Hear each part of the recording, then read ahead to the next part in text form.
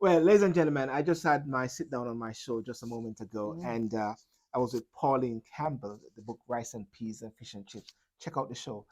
Pauline, listen, the Mm. case report which just came out recently, Yes. and it was this week, and we didn't get to talk much about it. But what's your take on it? Because when I read your book and I saw about the Macpherson report, the scamming report, it's like a deja vu. Things Mm. happening again. Nothing has happened. Nothing has changed, really, has it?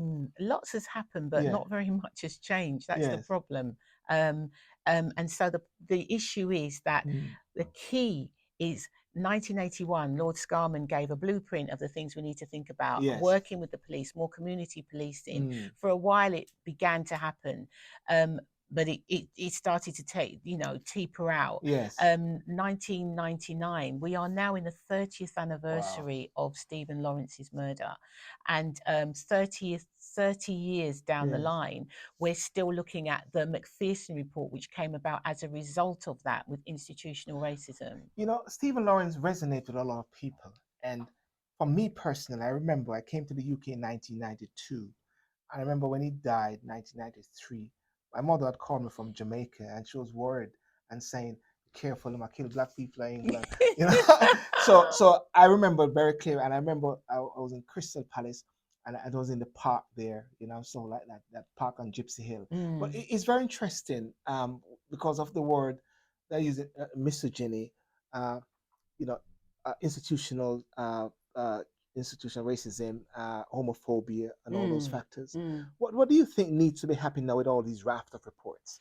Well, I mean, reports are just that. I Mm, mean, with the history tells us that that's all they are, yes, because they put a lot of time, a lot of effort, a lot of money into creating these things. yes, But at the end of the day, it's all about believing that change is necessary through yes, action. yes, And at the moment, the problem we've had in the past is there's been no real action.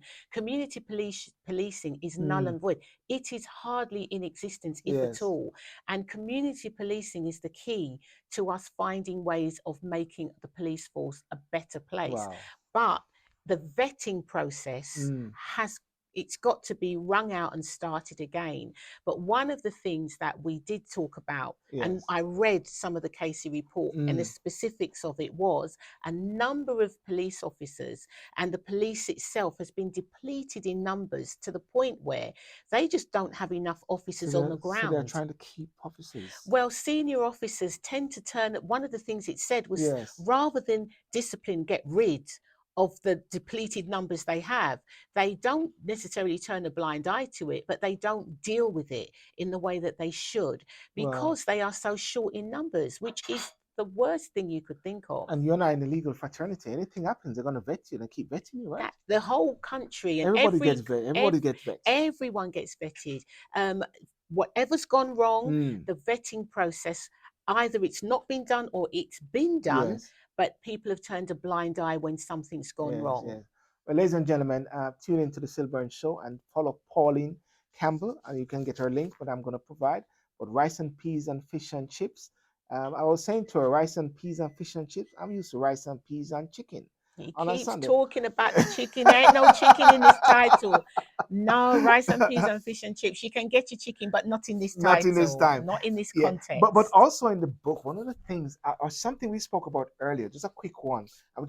When you mentioned about reboot, just give me 2 minutes on that reboot there. Rebooting yourself means that Yeah. when you went to school as a young person, Mm, generation Caribbean, school wasn't exactly doing what we needed it to do yes. for us, in enhancing us, in making us Yes. believe in ourselves.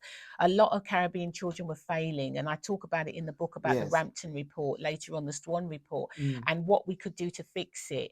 Nobody fixed it. A number of us left school with virtually no qualifications or very little qualifications, even though we were capable. And what I mean by yeah. rebooting is that, do we manage to find ourselves later on? A number of mature students that are out there now. Yes. I was one of them. I was able to look at my career, look at me, realize that being told at 15 years old Wow. you was not A-level material Mm, was wrong on every level. It's not about being A-level material, it's about believing in yourself. Hence, I rebooted myself, took those words out, and replaced them with, whatever I want to be, I can be. wow. Ladies and gentlemen, that is so very important. Rebooting yourself. It's never over till it's over.